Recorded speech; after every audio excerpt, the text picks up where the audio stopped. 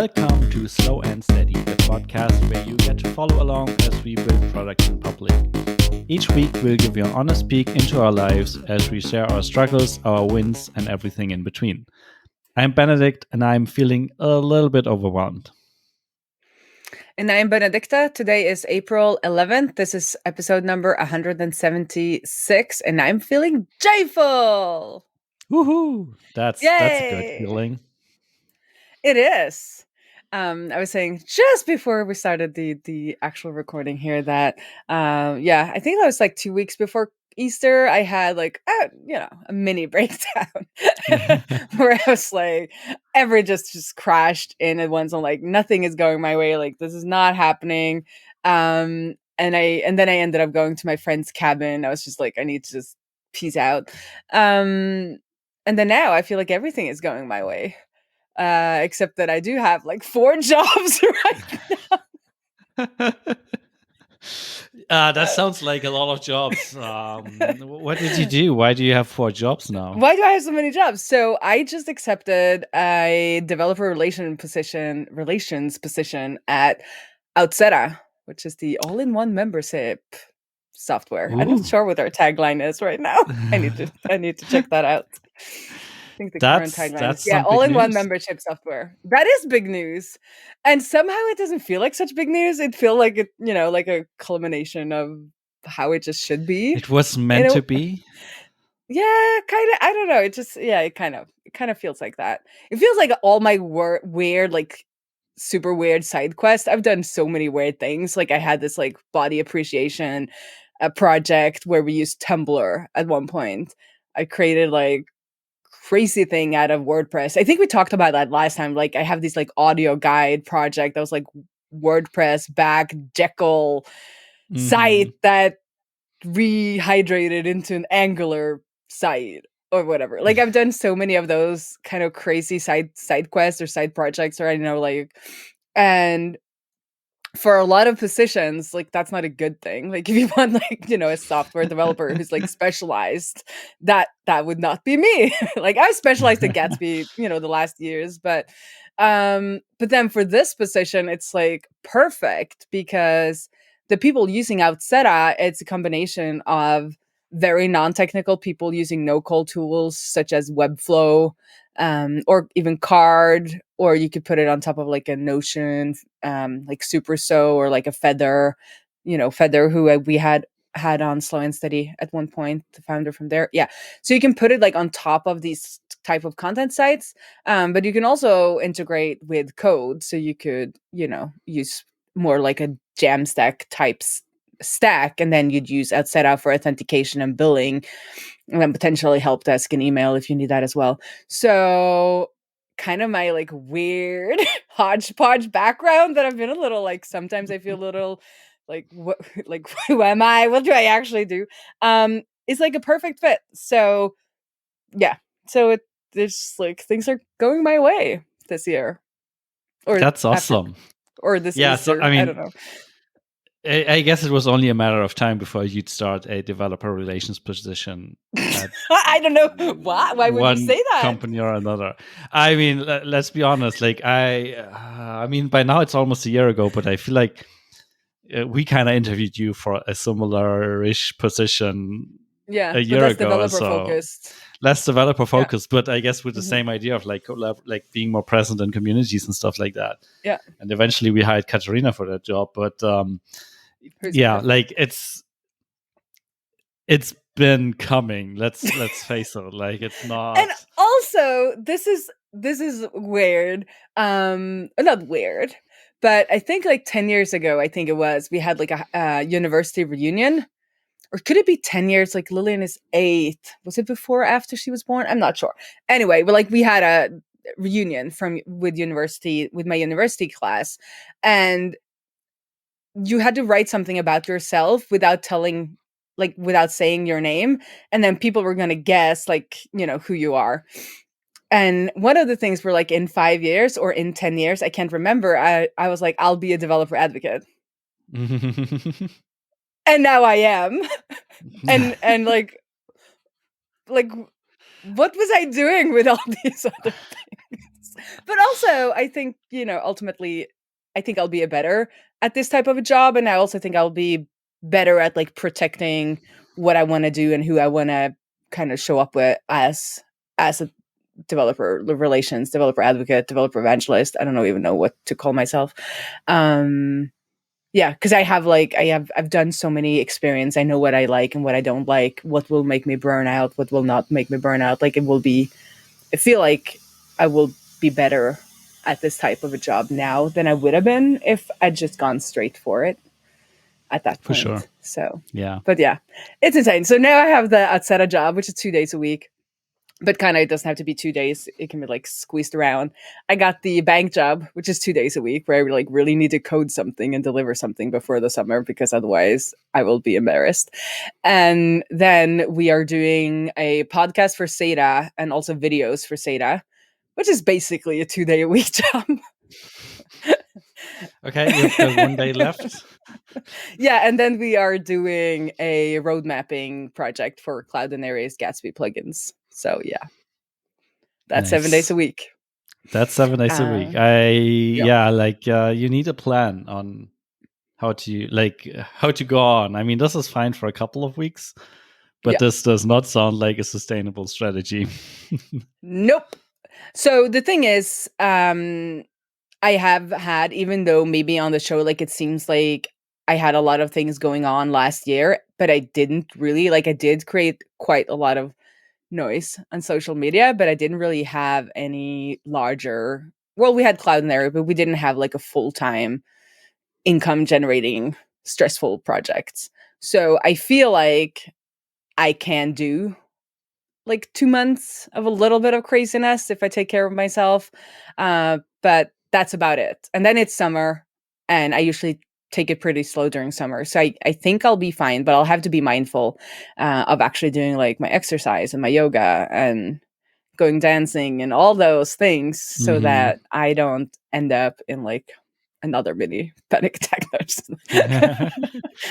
Yeah, I mean, yeah, we're joking, but it's serious. I mean, being spread too thin across too many projects is a problem. And Absolutely. I mean, at least you're aware and like you're seeing it and you're being mindful about it, but be careful about not getting sucked into more work on top of what you're already doing. Absolutely. So also in April, because I've already started without setup, but in April, I'm only doing 1 day a week. And I also think like if these other projects aren't wrapping up as they're supposed to, I can do 1 day a week in May as well.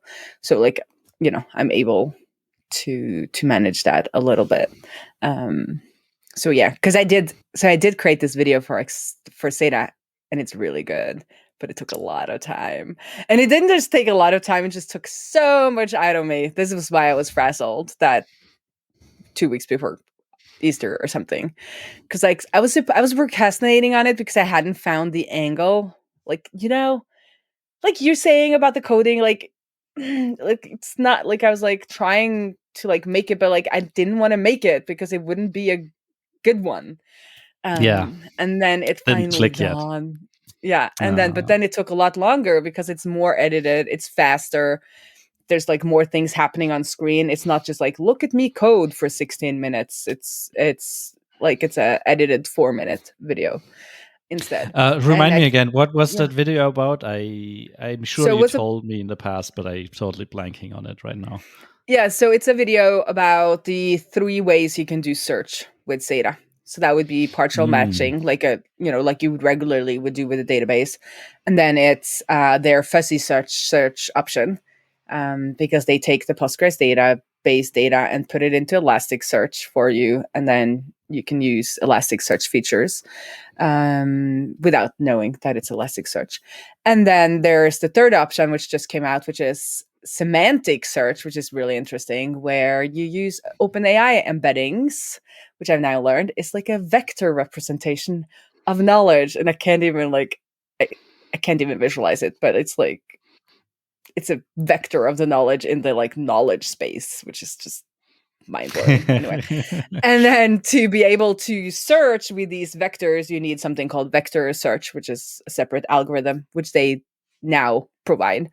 So it's an introduction to those three, and then we'll be following up maybe with one on fuzzy search and one on semantic search that will be more in depth on how you do those two. But I wanted to do the partial match just to kind of lay up to those other two, for the folks who haven't been around for 10, 15 years, where it's like this is what we used to have, and like this is what you get, and it's pretty cool. So that makes a lot of sense. Yeah. So but hopefully I gotta like and then I made another video for my own channel using kind of the same style, which was only like a minute. So my plan is to kind of hone in a little bit on that style. So either do live streams, which are just like code with me for like, so slow, but that style, when it's live, and then the other style will be a much more edited type of video, both for Outseta and then, when I don't have 4 jobs for my own channel as well. Makes sense. So what does the future look like for you with regards to like your future jobs and like your time? I guess I'm a fractional developer advocate. You're a fractional developer advocate for hire. Okay. Yeah. Or something like that. And content creator. Like let me rephrase that. You've got 4 jobs right now. We just established a few minutes ago that you can't do them all. Yeah. How will you decide which one to drop?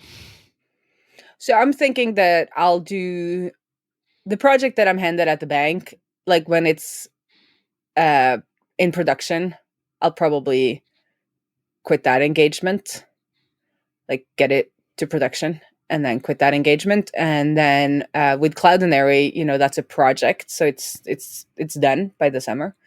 So I'm imagining after summer it will be kind of that Outseta job and then my own content creation, and then I'll have time for kind of one other either project based or more kind of fractional position for DevRel type stuff. If that makes sense. Yeah. Do you feel like you'll run into problems with your personality, like your online personality being tied to too many things? Yes. But that's always been the problem. Oh, well, I guess that's kind of true. But I'm wondering, like, but then also yeah, sorry. Go ahead. Will it be a problem for you, like your personal brand as well as the brands you will be representing? I think it will be mostly problematic for my personal brand, where it's like I do a lot of things, but I think for since I am not, both Outseta and Outseta are not coming to me for my reach. I think, like I don't have like 14,000 followers on Twitter. One of the competitors just hired another hired the DevRel person who has like 14, 15, I don't know how many people in their following. And I think what you're trying to hire is their following, right? So then it would be super weird if that person then is like, doing a lot of things. But and also for Outseta, like what we've done is that we've sold things for their platform. So it's on their platform. They kind of have own that content. And then whatever I do with that content on my personal platforms is a bonus. It's not what we've sold. But I do realize that on my personal site right now, I need disclaimers. Like I need to add disclaimers. I am also hired by. Yeah, but not even just that. Like I realized, like when I write about, because I have written about Userlist, at this point there needs to be a notice that we are co-hosts, and obviously I'm partial to you and your product. And then with Outseta, yes, I'm working there, and I will also be owning or earning an ownership stake in that company. And then Outseta is a client, and Cloudinary is a client. But no matter what I did, like if I only kept to the Gatsby project, I would still have to add these disclaimers because I'd be making plugins for companies getting paid, not just out of my pure open source interests. And people need to know, that you're getting paid. So yeah, that makes sense. Yeah, so that's next on my website work. Wow. But I yeah, mean, overall, it's that's definitely, but like I think people who follow me by now are like used to me being all over the place, and that's like part of the fun. Which will then not, I don't think will give me like a huge following, but it will be more people who are interested in me and my family and like how we go about living our lives, and then you know and also just like how do you do projects and side projects. I'm thinking kind of like Queen Raae will be more and more about like side projects and integrations between tools, and that's a lot what we've been doing since I've been focusing on Gatsby plugins. That's all integration.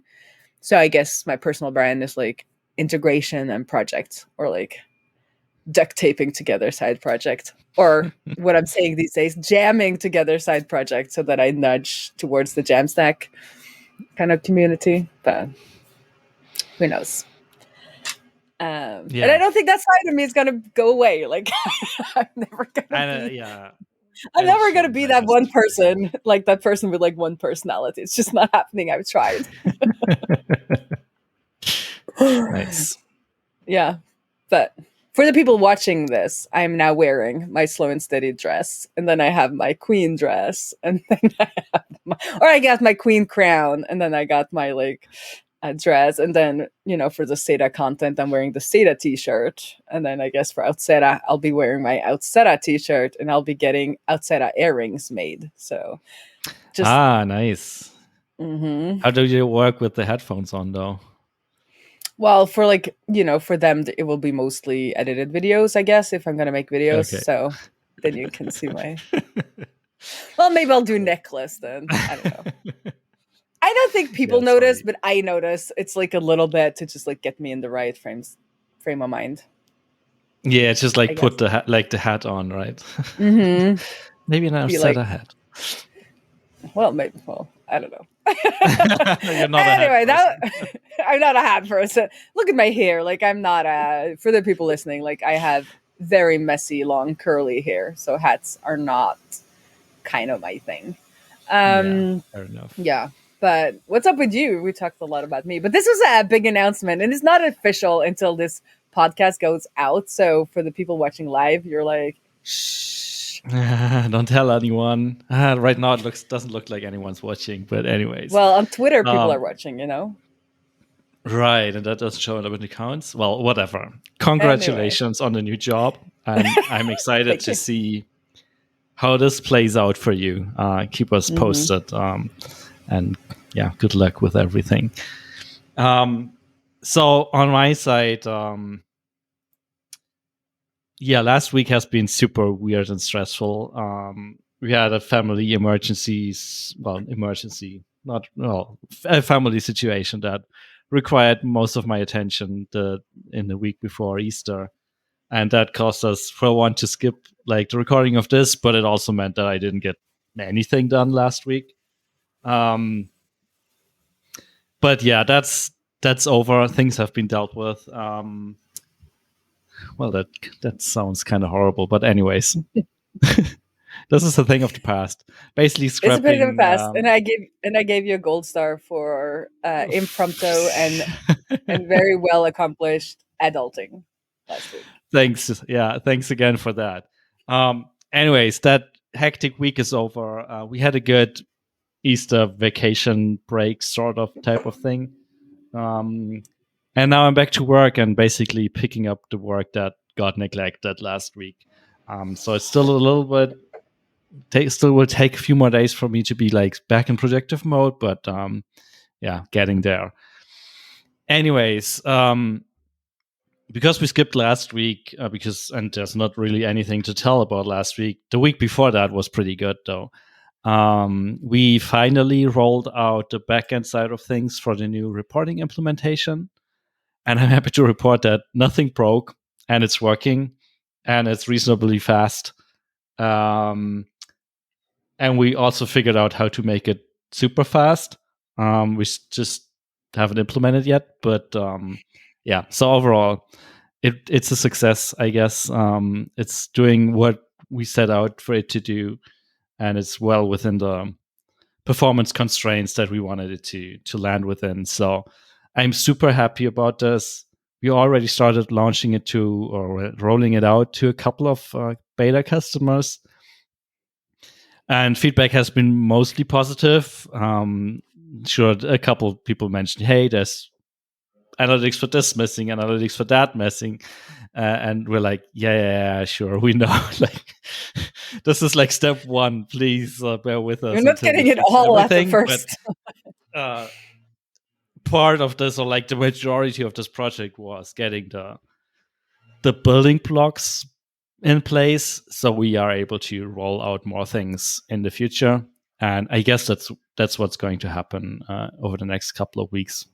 I hope, unless something else grabs our attention and we focus on something else for a while. But anyways, the big challenges, engineering challenges, are done, and we know how to do more things like this in the future. So that was the main goal of this project, and I'm glad we managed to do this. Yeah, the other thing that's annoying me recently, or like introducing some uncertainty and, well, anxiety into my life, is there's a new law, and if you're a new law in the US, and if you've been listening to other podcasts like this, you might have heard about this, but essentially it's related to Section 174. And honestly, I haven't read it in detail so far, but my understanding of the situation is the following. Up until recently, any expenses on software development, like basically paying employees or contractors, were just expenses. So in your accounting, you just deduct them from your revenue. And if something's left over, then that's your profit. And if nothing's left over, then that's your loss. And if you go to profit, then you're taxed based on the profit. And so far, so good. But what the changes basically resulted in is that for 2022, that's no longer the case with regards to software development. So all expenses related to, well, officially, I think it's research and development or something. But everything related to that has to be spread out over 5 years. So instead of doing that calculation once, or like doing that profit calculation in the year that expenses occur, you're supposed to spread them out over 5 years. If those are related to national, so in the US expenses, if those are like you're paying a contractor overseas, anywhere else but the US, it's even worse. It needs to be spread out over 15 years. And what? I hadn't caught that part. Because this will be the case with me at, well, I won't. Well, maybe they can just say that my work at Outseta is not as a developer, but I will be doing some development as well, right? Yeah, and that's where this stuff gets super crazy. Like, I mean, long story short, what this means essentially is that where software development companies, or like software companies in general, had a certain amount of profit, or maybe no profit, this will be like a lot more now, because all those expenses are not deducted from your profits anymore, or from your revenue anymore, at least not immediately, but spread out. So it's a lot less expenses than what you're used to, and therefore your profit is going to be higher, and you're going to be paying more taxes. And sometimes that profit will not actually be there. Like the money won't be there, because if you made $1 million and you paid people $1 million in salaries, you have zero money in the bank. Exactly. But you then have a profit of, then I don't know, $500,000 or whatever. Yeah, like I mean like 4/5. Then if they're Americans, the people you've paid, you then have 4/5 of that is then suddenly profit, because you're not allowed to deduct the full. Yeah, salaries. Exactly. And suddenly you're supposed to pay like the math in your bank account might not work. Like look like you made a profit, but in accounting terms, you made a profit, and therefore you have to pay This is taxes. this is why accounting is always messed with my mind, because those things just like I can't wrap my head around them. But I've learned, and I understand what you're saying, and it's insane. Go It is ahead. kind of insane. And so, I mean, long story short, Michelle Hansen of Geocodio started an initiative basically organizing small software businesses into an alliance. It's ssballiance.org. And they drafted an open letter to people in the Congress, I guess. That's where like my knowledge about like details of lawmaking in the US start to break down. But anyways, there's an open letter that you can sign if you are a US citizen that runs a small software business in the US. And I encourage you to do that. Um, because this is honestly, it's a mess. It puts a lot of small software companies in a really shitty situation. And frankly, it also puts a lot of large businesses into a shitty situation, but they at least have enough money in the bank or something like that I mean, I feel to like be these are able to foot those. one of these things that is actually will be helpful for the larger organizations because it will kill off their competition in Yeah, essence. yes, kinda. So I mean, even though it's a sure, they little will shitty, probably. but then like if you think about it a little bit bigger, like this is good because it means it's going to be harder to survive as a small software shop. Yeah, I mean, and then if you want to be like super cliched, then the large companies already know to how to avoid taxes. Like they will figure out a way. Oh But yeah. the Oh small yeah. companies like us, yeah, it can potentially kill a lot of them. Um, Mhm. I did the math for Userlist, and we're kind of lucky that we didn't make enough. Like our expenses were so high that even if we do calculate the profits that way, we're still not making a profit. um, but still, I mean, But so this if is this, also a case for like where then the VC way of doing things will be beneficial because then you're not making a profit. You're just yes, running up losses and then you're taking that hit into the future.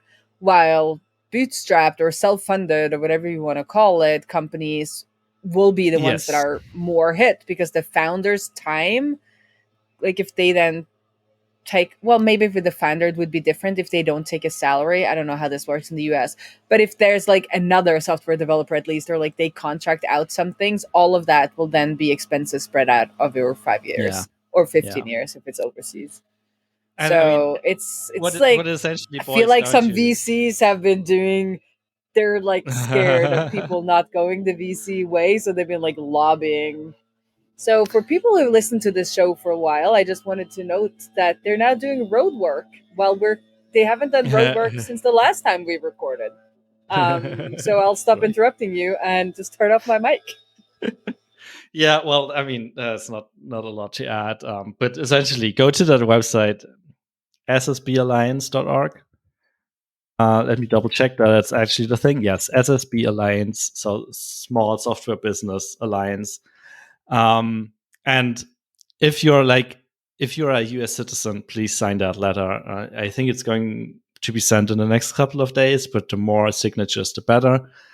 Unfortunately, if you're a US business but not a US citizen, you're not allowed to sign this. So therefore, the only thing I can do is just tell everyone about this because I'm not allowed to sign this myself. Even though it affects Userlist as a company and affects potentially affects us in the future. Um, but yeah, this needs to change or at least be softened a little bit. Or I don't know. Otherwise, it will be a huge problem. And yeah, I don't know. I think Please rally around us.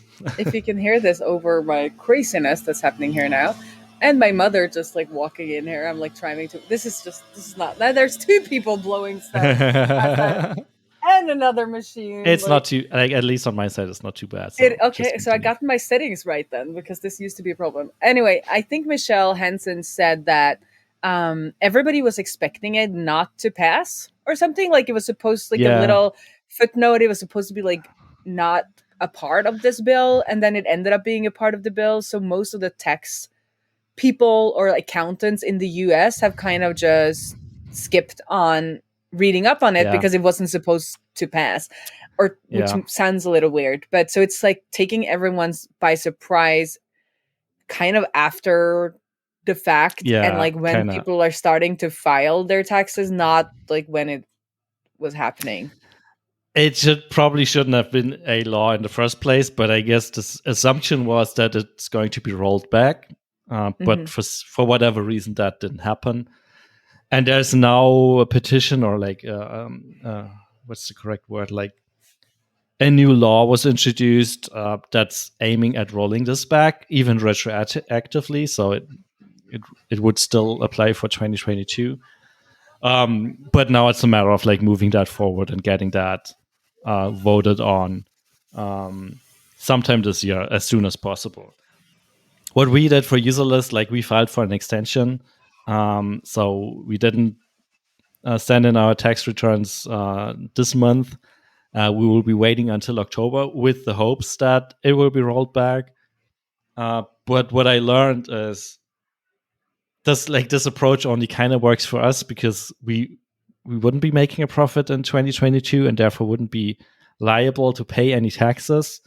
Because if you are, then filing for an extension does not remove your obligation to pay those taxes already. So if you made a profit in 2022, you're supposed to pay those taxes now, even though you haven't sent in your returns yet. So, which makes this even worse for other companies. Yeah. And when it comes to government, and what I've learned with business or having companies is that you pay them, and then you'll have to fight the government, because if you don't pay, like they have all the power. So you need to find a way to pay, and then do the and then work, need to find a way to get it back. and then find a way to get it back. Or like in this case, if you get an extension, you have to pay what they assume that you've made in profit. And then when you do your statements or actually send it in after the, for the extension, that's when you get the money back. And that's what I've learned for like VAT and like all kinds of things. Like if there's something that is uncertain, you send it in and you like pay more than you should, and then you can send in a correction and you can get some money back. If you do it the other way around, that's when they come auditing, or like they haven't audited me yet, but like that's when you start getting into problems. And then this is not related to the US thing, but then my other tip for people accounting wise, at least here in Norway, is that, and then call them. Like if you're for some reason cannot pay, call them, because that's when you can get. I actually got a payment extension on a VAT bill once because I called them and I was like, "What? This money isn't coming until next month," because in Norway you pay the VAT for the date you file or the date you invoice, not the date you're getting the money. Yes. So you often don't have the money when the VAT bill has to be paid, which is fine when you're like making money every month. And I was like, what am I going to do? Like I could borrow money. Like it, wouldn't have been a long-term loan. And I was like, I'll call them. And I called and she was like, oh, we'll just put it on next term, which is like 3 months down the road. And I was asking for like a 2-week extension, but she's like, oh, we'll just put it on the next term. And I was like, what? And if I had chatted with them or like emailed them, I don't think that would have happened. And if I hadn't had like a very clean record up to that date, I don't think it would have happened. But then calling them, they were like, fine, you'll get an extension, no problem. Yeah. So when it comes to government, pay your bills and or call them and talk to a person. Yeah, I have to say, like, I had a similar experience like this in Germany, where they are surprisingly responsive to direct communication of some sort. Like, surprisingly, there are also humans on the other side of this, and you can talk to them about stuff. It doesn't always feel like that when you file stuff or like fill out the forms, but in the end, there's a lot of times there's a human involved that responds to reasoning. And they're often respond to an older way of doing things than we are used to, because Yes. government and even like banking and stuff like haven't kind of caught up to, the internet people's preferred mode of communication, which is True. never the phone. And so it helps to like meet them at their preferred communication style if you want something from them. Yes. Yeah. True. Yeah. Well, But anyway, go sign it. Go sign it. yes, please sign and please support us. And if you were for some reason not allowed to sign it, similar to me, then at least spread the word, tell your friends, and have them sign it if it applies to them. Because Can you sign if you're just an American citizen who doesn't have a company? Like if you're just pissed? I'm not entirely sure. Probably not, because it is supposed to be like small software businesses specifically. Because what Michelle said was like small software businesses are like puppies, like everyone loves them. Whereas like large software businesses, it's more like, I don't know, hyenas or whatever that everyone hates. Yeah, that's true. I mean, if like Bezos suddenly signed it, like people wouldn't be as. People would be like, yeah, well, whatever. You can take Go your screw billions yourself. and go somewhere else with them. Yeah, so that doesn't work. But Yeah. yeah, so if you're a small software business in the US and the US citizen, please sign. And if not, please share. Yeah. So yeah, that will be helpful. And then let's all keep our fingers crossed that there will be a solution to this. If not, we'll have to figure something out. But let's get to that when we get to it. So, anyways, that's it. Saving that cash, people. Yes, that's a good plan. Well, I guess that's it. Yeah. Well, have a nice week and talk to you next week. Bye. Interweb.